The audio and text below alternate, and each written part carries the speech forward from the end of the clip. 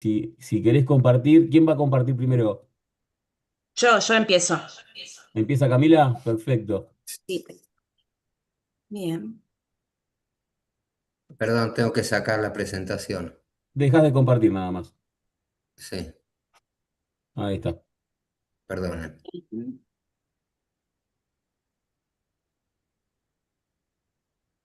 A ver, Ahí se perfecto. Bueno, buenas noches a todos. Mi nombre es Camila Calvo, soy residente de primer año del Sanatorio Ipensa y voy a estar con Facundo Caballera presentando dos casitos de acá del sanatorio. Bien, llega a la consulta de un cirujano un paciente masculino de 18 años que consulta por una tumoración de partes blandas a nivel de la fosa ilíaca derecha extendida hacia el hipocondrio homolateral de crecimiento lento. Concurre a la consulta con una ecografía realizada en otra institución cuyo informe es este, ¿sí? Habla de una imagen nodular sólida, contornos definidos, hiperecogénica que en su mayoría, localizada a nivel de la pared abdominal en la zona de interés. ¿Qué sospechaba el cirujano que mandó a pedir esta ecografía? Una hernia de Spiegel. Como no le cerró el resultado de esta ecografía, eh, solicita una tomografía de abdomen y pelvis con maniobra de Valsalva justamente para descartar la sospecha clínica, ¿sí? ¿Por qué no le cierra el diagnóstico? Justamente porque la tumoración está adherida a planos profundos, entonces, bueno, se solicita esta tomografía. Y aquí vamos a pasar un video, una tomografía de abdomen y pelvis con justamente la maniobra de Valsalva.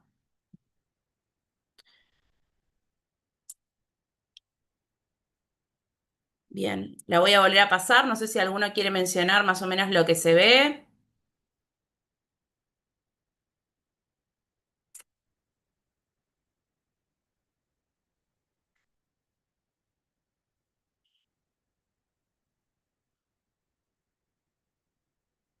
Ahí va otra vez. Bueno, claramente es una tomografía patológica.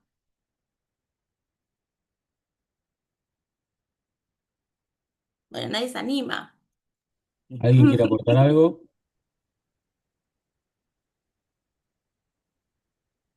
Bueno, se ve La ahí en vuelvo a el grupo muscular anterolateral derecho una formación expansiva entre el oblicuo mayor y el menor. Pareciera tener una densidad en algunos lugares similar al tejido adiposo, Bien, perfecto. con muchos septos y algunas áreas un poco más hiperdensas. Excelente. Bueno, gracias. No sé si alguno propone algunos diagnósticos diferenciales para este tipo de lesión. Sí, puede ser un tumor desmoide o un tumor de origen lipomatoso, ¿no? Bien, Y tiene muchos septos. Eso es sugestivo de ser un no muy benigno, ¿no? Agresivo. Pero bueno, es lugar de tumores desmoides, ese, per- pero hay que ver si tiene antecedentes quirúrgicos, ¿no? perfecto. No tiene antecedentes quirúrgicos el paciente, así que, y aparte por ahí descartamos un poco más lo que es el tumor desmoideo, más que nada porque le faltan como más componente de tejidos blandos, es predominantemente grasa y tiene tabiques internos. Otro de los diagnósticos diferenciales que se planteó, bueno, es la hernia de Spiegel justamente. No se ve ninguna continuidad o solución, mejor dicho, de continuidad de la pared como para pensar algún tipo de hernia. Y otro de los diagnósticos diferenciales planteados fue necrosis grasa. El problema es que por el tiempo de evolución faltan calcificaciones o un componente inflamatorio como para pensar este último diagnóstico. Sí, Bien, lo que entonces, asusta bueno, son los tabiques, ¿no? Muchos tabiques, exactamente, sí. Muchos tabiques y exactamente. sólidos. Gera, y los tabiques que son tan gruesos, cuando ya superan los 2 milímetros, esos tabiques nos hacen pensar de que ya hay agresividad, esa lesión de origen graso está teniendo transformación Perfecto, hacia lo maligno, hacia lo agresivo. Entonces, eso ya nos hace abrir un poco los ojos y tenemos un paciente que es medianamente joven. Y cuando tenemos esa gran masa de partes blandas que ya supera los 5 centímetros, tenemos que pensar en un sarcoma sí o sí o sí hasta que se demuestre lo contrario. Entonces, una masa que sea profunda y que supere los 5 centímetros es sarcoma hasta que la anatomía patológica nos diga otra cosa. Excelente, es lo que nosotros sugerimos desde el servicio, aparte junto con el cirujano, pensando la localización, directamente no fue a biopsia, sino que fue a resección, ¿sí? Bueno, acá un poquito lo que es el informe de la tomografía, que habla de la lesión focal, predominantemente grasa, como se mencionó, los tabiques internos, y se sugirió el diagnóstico de origen atípico lipomatoso primario. Y otra data muy importante es que no presentaba cambios ante la maniobra de Valsalva. Bueno, acá tenemos unas fotos de la lesión con las mediciones y los tamaños. Y este paciente, como les dije, fue a cirugía, ¿sí? El detalle de la cirugía menciona que se evidencia un tumor de partes blandas con proyecciones que se extienden al oblicuo menor y espina ilíaca anterosuperior, el cual se adhiere firmemente. Conseguimos algunas fotos de la resección tumoral. Y claramente la pieza fue a anatomía patológica, donde se diagnosticó un lipoma típico o liposarcoma bien diferenciado. Lo que se hizo con este paciente es después una estadificación, ¿sí? Con una tomografía de tórax, abdomen y pelvis, que la voy a pasar rapidito porque no tenía hallazgos patológicos.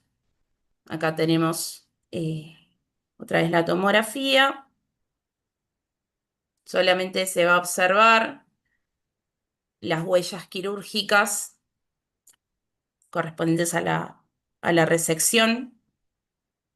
Acá las pasamos. Y bien, el diagnóstico entonces fue un liposarcoma bien diferenciado, como mencionaron. Como también ya describieron, es clave su resección, principalmente por la sospecha de patología tumoral atípica y además, o sea, si bien presentan un bajo grado de agresividad, pueden residir localmente, entonces son pacientes que se van a tener que hacer controles de manera constante y además pueden desdiferenciarse, por ende, no nos quedamos contentos con la biopsia y el resultado nada más, sino con su resección. El tamaño, que ya también mencionaron, mayor a 5 centímetros, la localización profunda y la adherencia a estructuras subyacentes es lo que hace pensar, como también ya mencionaron, la malignidad de la lesión. Bueno, las técnicas de imágenes son varias, ecografía, tomografía y resonancia. Acá nos quedamos exclusivamente con la tomografía, no pasamos a un método de estudio más complejo porque las imágenes eran bastante sugerentes de patología maligna. Y el manejo terapéutico, como ya se mencionó, la decisión completa, por supuesto, la vigilancia del lecho quirúrgico a largo plazo por el riesgo de recidiva tumoral. Y bueno, por último, los agradecimientos al equipo de cirugía, principalmente a Orsini, Petrelli y Folgado, que nada, nos brindaron las imágenes de la cirugía y otros datos clínicos del paciente. Y no mucho más. Muchísimas gracias, Camila, Cam. perdón, una consulta muy buena. Te felicito por la presentación, muy bonito, interesante el caso. ¿Me querés mostrar la diapositiva anterior? Perdón que justo me distraje, ¿Está? donde están las imágenes. Está. Esa. Bueno, perfecto. Bueno, en realidad acá se plantean discusiones, ¿no? Si realmente todo se ha hecho en forma adecuada o no. Es muy difícil el tema de cuando tenemos lesiones grasas muy grandes punzarlas, ¿sí? Porque a dónde metemos la agujita, normalmente vamos a encontrar grasa, grasa, grasa con suerte, con algo de atipía. Si nosotros en esa lesión muy heterogénea encontramos una zona sólida, una zona nodular, con guía ecográfica es muy fácil llegar ahí y poder tener mejores resultados, ¿bien? Pero no obstante, la interpretación es tal cual lo mencionaste vos y lo dijo previamente Rodri. Nosotros tenemos que pensar, primer lugar, no en desmoide, no en nada. Si es un desmoide, buenísimo, pero lo primero que hay que pensar es una masa grande, más de 5 centímetros, y que está profunda la fascia muscular. Tenemos que pensar en un sarcoma, como dijo, hasta que se demuestre lo contrario.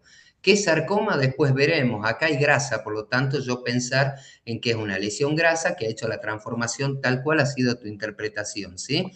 La resonancia magnética sí puede ayudar a veces, como les digo, a encontrar o definir mejor ese engrosamiento de tabique, si hay alguna zona nodular, alguna zona puntual donde podríamos hacer la biopsia, pero en la mayoría de los casos algunas de estas lesiones pueden ir directamente a una cirugía, pero esa cirugía obviamente tiene que ser no realizada por cualquier cirujano, que es lo más común que pasa, y entonces te voy a sacar el lipomita, y ese lipomita era un liposarcoma que después termina en una catástrofe para el paciente. Eso es lo más común que pasa. Lo menos común es que llegue a manos expertas, como en este caso me imagino, donde se ha hecho ya directamente por el tipo de lesión y por la sospecha que es un sarcoma. Hay que pensar en hacer o sea, una resección bien marginal, o sea, con grandes márgenes. Cuando vos mostraste la anatomía patológica, ahí no sé, pero es fundamental en la anatomía patológica que explica si eso ya es de la muestra de la cirugía, ¿no es cierto?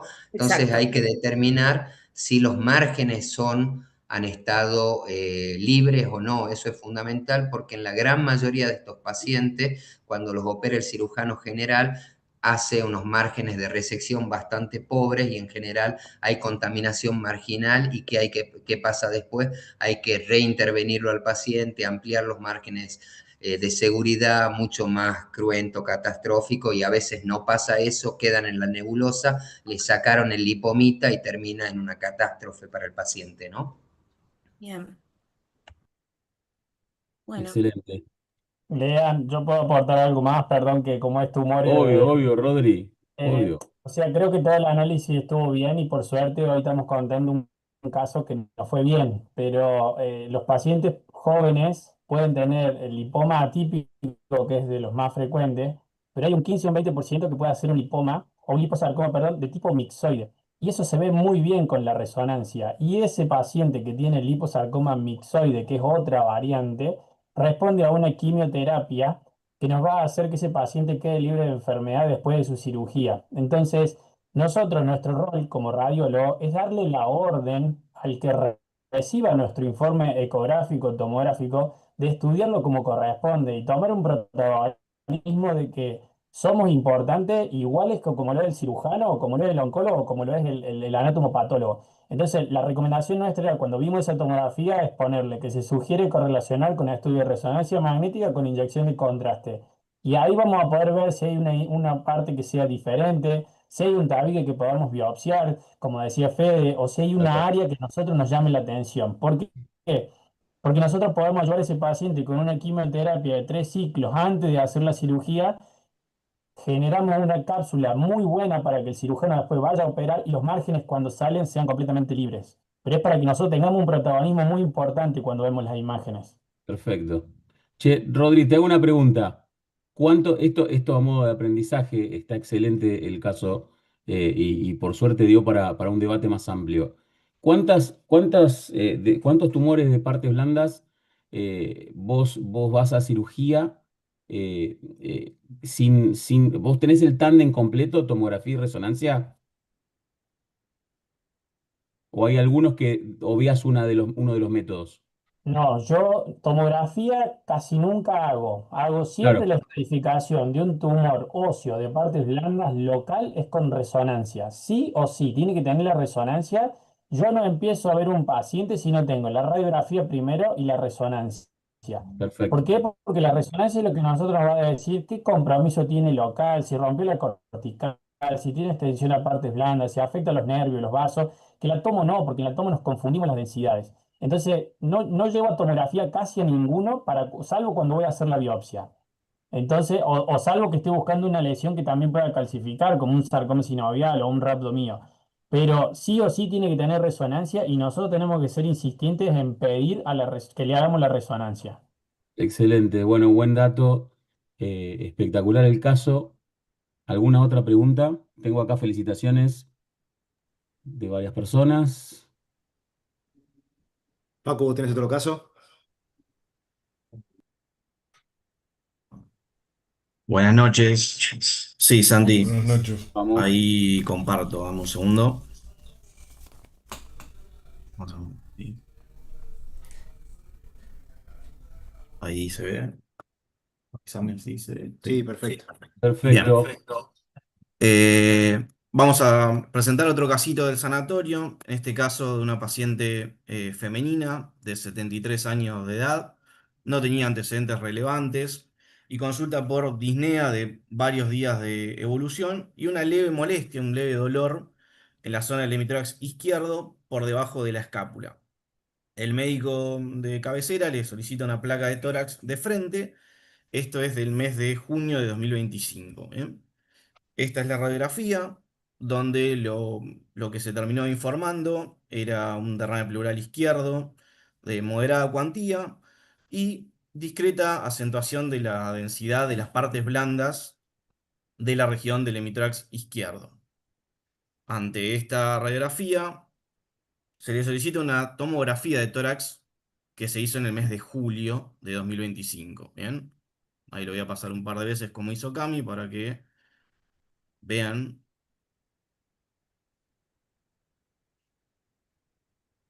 esta formación y ver si alguien quiere, como hicieron con el caso de Cami, aportar algún dato, se animan a describir lo que están viendo. Después hay unas fotitos más representativas, pero con el video que tenemos es evidente. En una tomografía simple, ventana para mediastino, sin contraste la habían pedido y esto es lo que encontramos. Pasamos a las fotitos y no sé si alguien quiere describirlo, quiere hablar o decir algo de lo que están viendo. Son bienvenidos.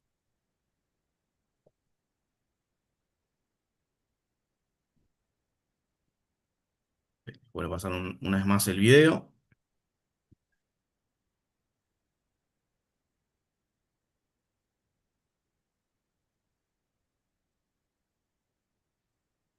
y volvemos a las fotos. En este caso tenemos... Ahí, Sí, Facu, en el dale. chat te dicen que parece una matriz condroide. Bien, perfecto. Perfecto.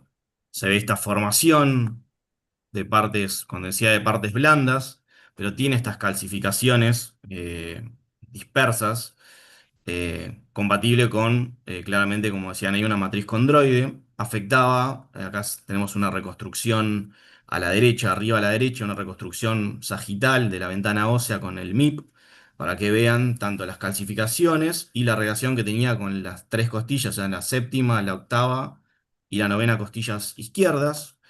Y fíjense también en la de abajo a la izquierda, cómo una parte del tumor se protruía hacia el interior de la cavidad abdominal, ¿bien? O sea, crecía tanto hacia afuera como hacia adentro de la cavidad abdominal. Y también tenemos una ventana, digamos, para parénquima, en donde lo único representativo, además de lo que se veía en anterior, el derrame y la formación, se habían informado tres pequeñas lesiones micronodulares, no excedían obviamente los 6 milímetros. La paciente no tenía estudios previos, no tenía otros antecedentes de relevancia, así que quedaron como de origen indeterminado en primer término. Este es el informe de la tomografía, donde más o menos pone lo que ya se veía hablando.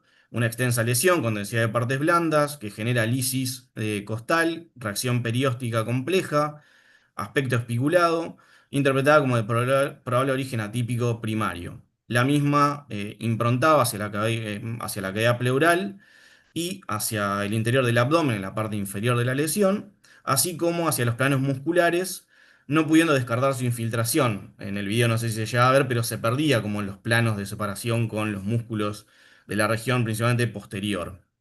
Y lo del pulmón que les mencionaba, que en el segmento posterobasal del lóbulo inferior del pulmón derecho se observan al menos tres imágenes micronodulares que no exceden los 6 milímetros de origen indeterminado.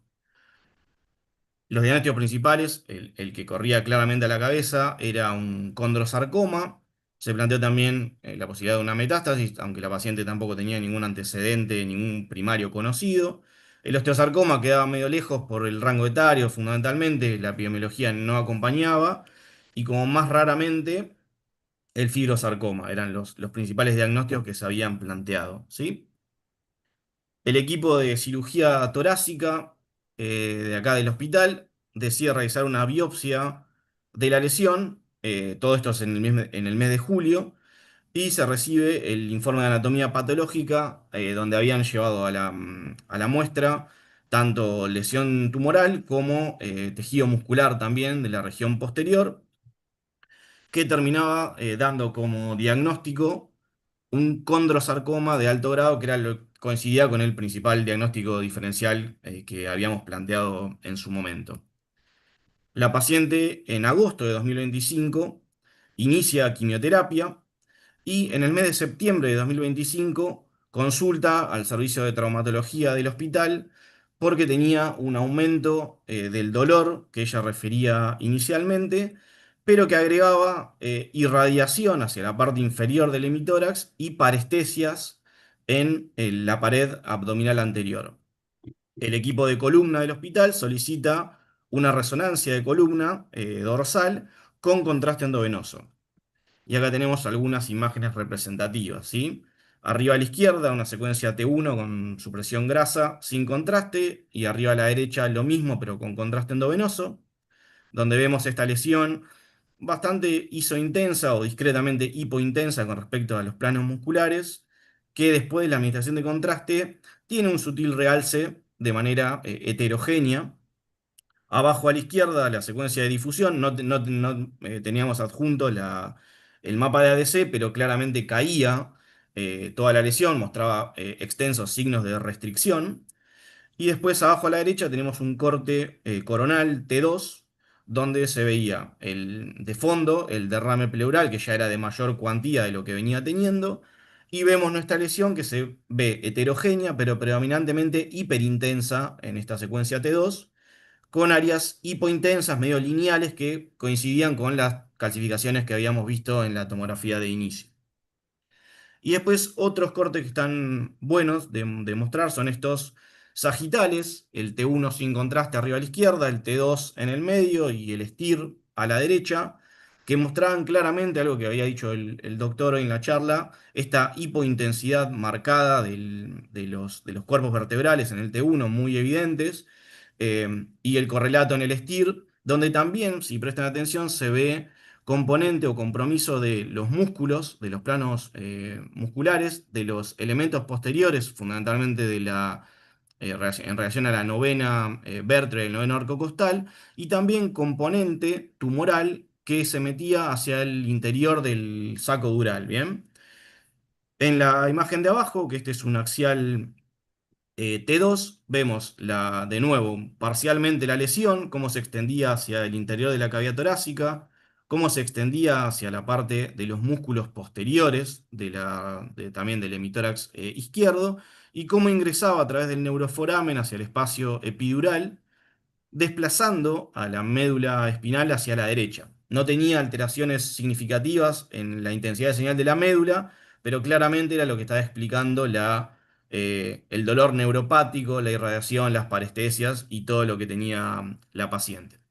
Por último, en el mes de noviembre de 2025, ya la paciente haciendo varios ciclos de quimioterapia, refiere aumento progresivo de la disnea, por lo que le vuelven a pedir una nueva tomografía de tórax simple, donde se ve un aumento del volumen, de la cuantía del derrame pleural izquierdo, un aumento también de las densidad, de los diámetros de la lesión ya conocida, y también un aumento del tamaño de las lesiones micronodulares que veíamos en la tomografía de inicio, así como la aparición de nuevas lesiones micronodulares, incluso, por ejemplo, en el lóbulo superior del pulmón derecho, que obviamente con todo este contexto se terminaban certificando que eran de origen atípico secundario, lesiones metastásicas. Entonces, para hacer un pequeño repasito en 2 diapositivas del condrosarcoma, saber que es el tercer tumor óseo maligno después del osteosarcoma y del mieloma múltiple, que la clínica es variable, puede dar dolor, se puede dar masas palpables, fracturas patológicas. Un dato que no conocía, que es como manifestación paraneoplásica, puede dar hiperglucemia o puede ser un hallazgo incidental, ¿sí?